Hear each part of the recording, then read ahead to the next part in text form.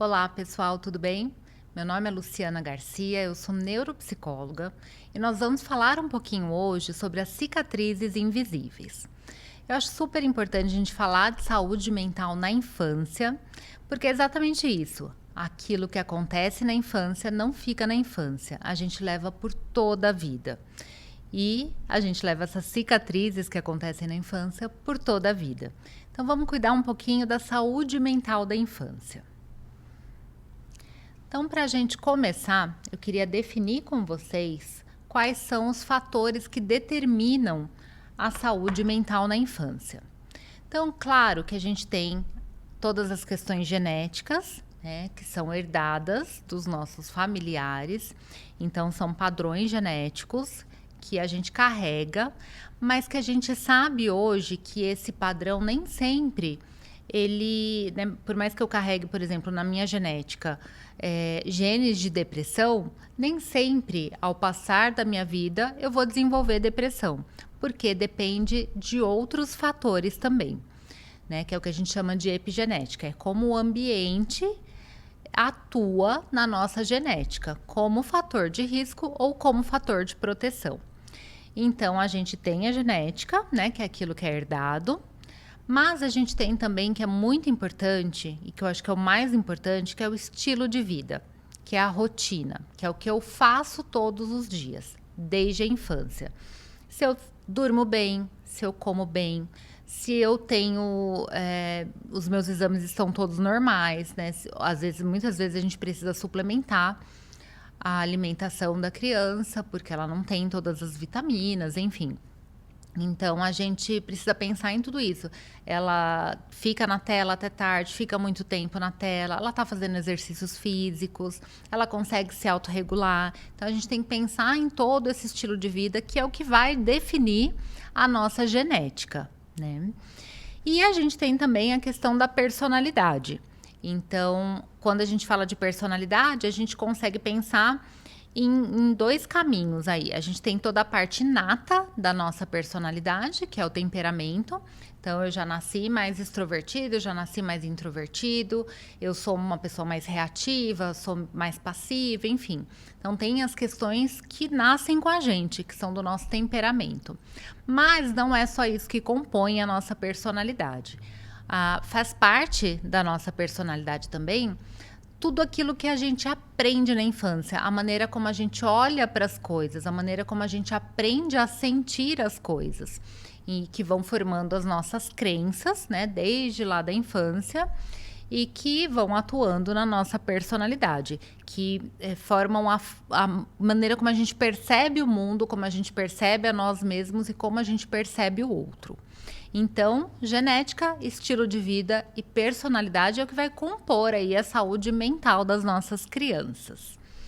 E aí eu trouxe aqui uma figura para mostrar para vocês, para facilitar esse entendimento. Então, vamos imaginar assim que a criança é um copo d'água.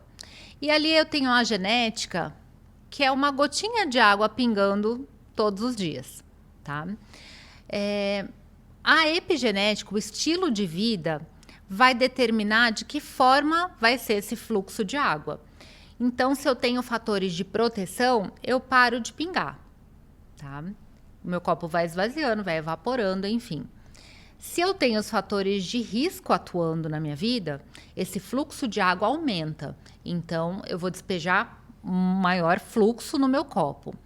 E o adoecimento se dá quando o nosso copo transborda, quando a gente deixa de aguentar aquele tanto de água, a gente não comporta mais e aí a água transborda. Esse é o adoecimento, tá? Por isso que eu falo que o estilo de vida é extremamente importante, porque é ele que vai determinar a nossa expressão genética. Dito isso, é diferente a gente pensar naquilo que realmente acontece e na maneira como eu me sinto. Então, eu tenho um fato acontecendo, uma situação acontecendo, que é a mesma para todo mundo que está aqui junto comigo. Aconteceu aqui, na minha frente. Agora, a maneira como eu percebo essa situação, a maneira como eu me sinto a respeito dessa situação, pode ser diferente para todo mundo.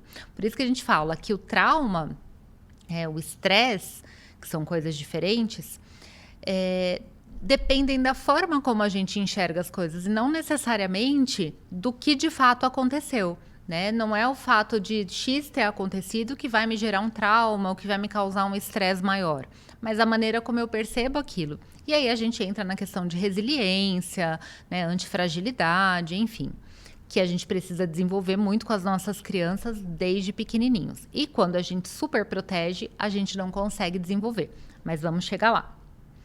Então, eu tenho aqui alguns fatores de risco para a saúde mental na infância. Então, quando a gente pensa que a criança está ali em desenvolvimento, né? Ela desenvolve praticamente 85, 90% do cérebro dela até os 3 anos de idade. Então, tudo que acontece na infância vai influenciar na personalidade que está em formação, vai influenciar na genética da criança, como eu já falei, vai influenciar na saúde física, na saúde mental, né? Então, vamos pensar aqui quais seriam esses fatores de risco para que a gente consiga evitar ou ficar atentos, né? Quando a gente recebe um aluno, quando a gente recebe um paciente na nossa clínica, por exemplo. Então, primeiro, que é óbvio, né? Que é o abuso, que pode ser físico, psicológico ou sexual. Né? A criança que é abusada, ela fica muito mais insegura, ela fica muito mais reativa e isso é um fator de risco para a saúde mental dessa criança. Além disso, a negligência, e isso a gente não está falando de menos ou mais poder aquisitivo, né? Existem pessoas que têm poder aquisitivo, que podem dar um monte de coisa para as crianças e elas dão de fato coisas materiais para as crianças, mas que não têm afeto. Né, não prestam atenção, não olham para aquela criança, elas terceirizam muitas coisas, né? Isso é um tipo de negligência, né? A criança, ela precisa desse apego, ela precisa desenvolver esse vínculo. Quando eu não consigo desenvolver esse vínculo com a criança, eu muitas vezes estou negligenciando as necessidades básicas da criança para que ela se desenvolva plenamente. Além disso, que é super importante a gente falar, é a superproteção. Então, ao contrário da negligência, né? A gente tem pais que são extremamente protetores. Não sei se vocês já ouviram falar da parentalidade helicóptero, né? Que é aquele pai que está ali como um helicóptero sobrevoando, de olho em tudo, se metendo em tudo e não permite que a criança desenvolva autonomia. Quando a gente não desenvolve autonomia, a gente acaba não desenvolvendo também autoconfiança, né? A gente acaba não acreditando no nosso potencial. Então, quando a gente super protege, a gente impede o crescimento daquela criança, né? O desenvolvimento daquela criança. Então, a superproteção é um fator de risco. E em relação a isso, eu acho super importante a gente falar de algo que vem acontecendo hoje em dia com crianças e adolescentes. Os pais muitas vezes super protegem a criança, não permitindo que ela saia de casa, porque fora de casa está muito perigoso, né? Então, não deixa no clube, enfim, não deixa se machucar, não deixa brincar no parquinho, porque não quer que a criança se machuque. E acha que essas crianças estão seguras dentro de casa, olhando para uma tela. E aí é que está o perigo, né? A gente acaba super protegendo a criança no mundo real, mas a gente acaba atirando a criança no mundo virtual. E o mundo virtual hoje está extremamente perigoso. Quando a gente acha que eles estão quietinhos ali na sala, sem fazer barulho, sem incomodar, sem atrapalhar a mãe, o pai, ou quando mais adolescentes, eles estão trancados no quarto só com o celular, que isso é inofensivo, que bom, nossa, eles estão super seguros. Não é isso que está acontecendo. Vocês não têm ideia do que eles conseguem acessar numa telinha de celular. É aí que mora o perigo e é aí que a gente precisaria que os pais protegessem as crianças, né? Não do mundo real apenas, mas também do mundo virtual. Um outro fator de risco é a instabilidade, ou seja, quando eu decido as coisas enquanto pai, enquanto mãe, de acordo com o meu humor. Não, olha, nunca pode comer doce antes do jantar.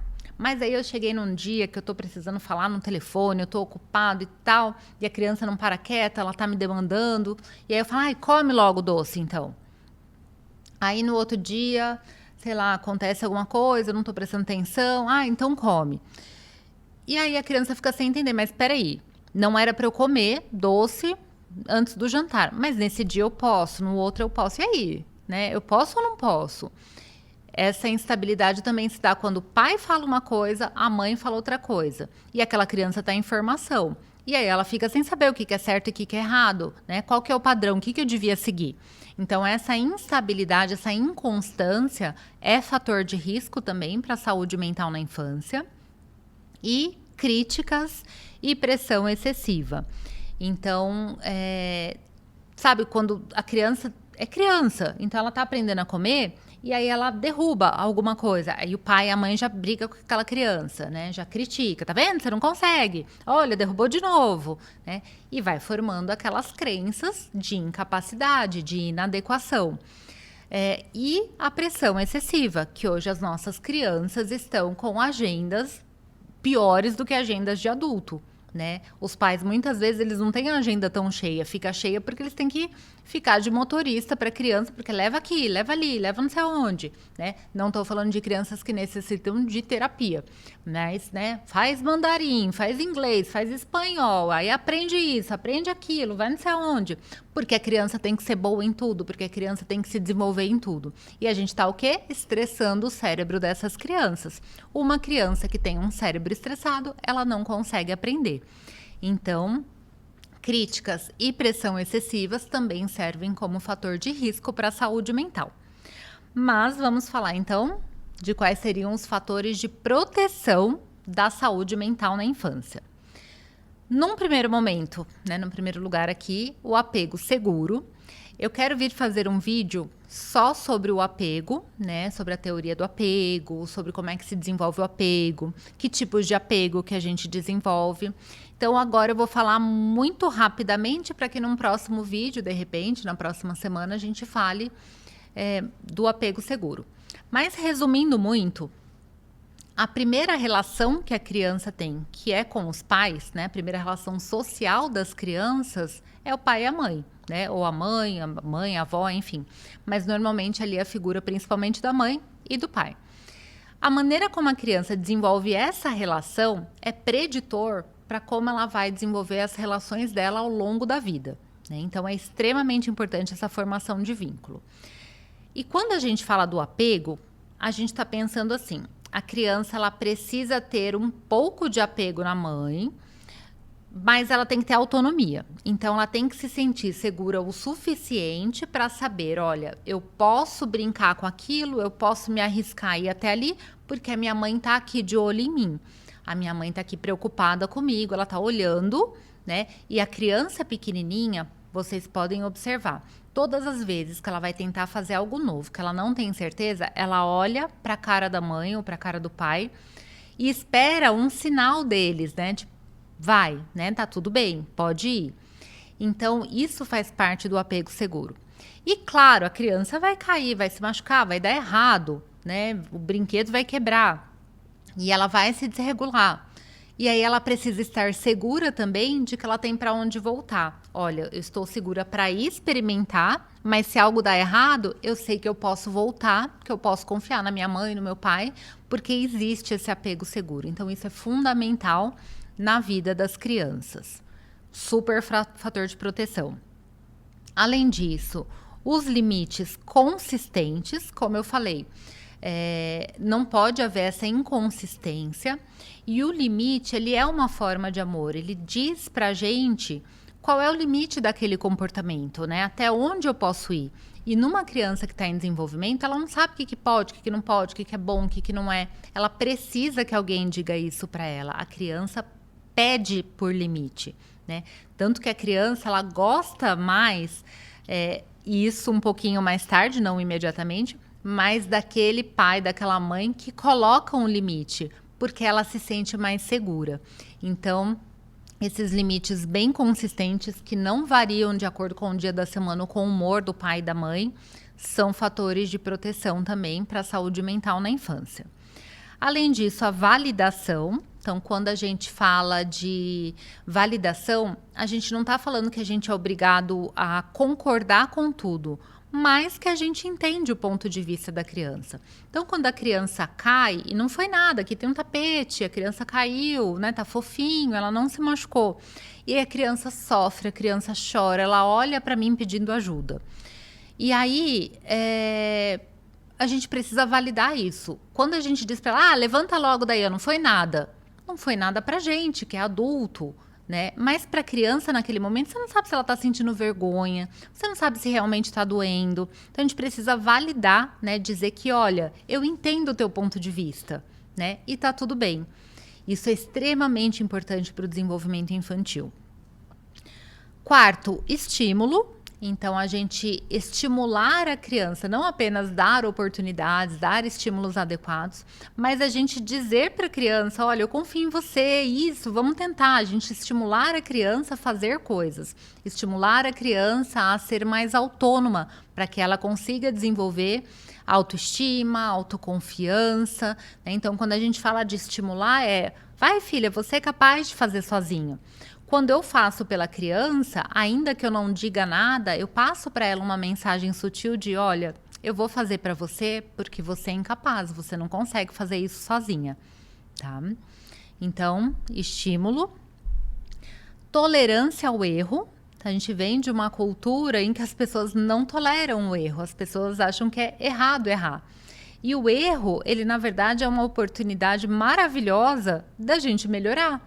Quando eu erro, eu reconheço o erro, eu sou acolhida no meu erro, eu aprendo com ele, eu sei que eu posso fazer melhor da outra vez. Então, a gente precisa conseguir implantar nas crianças essa mentalidade de que errar faz parte, de que errar é um aprendizado, de que errar tá tudo bem.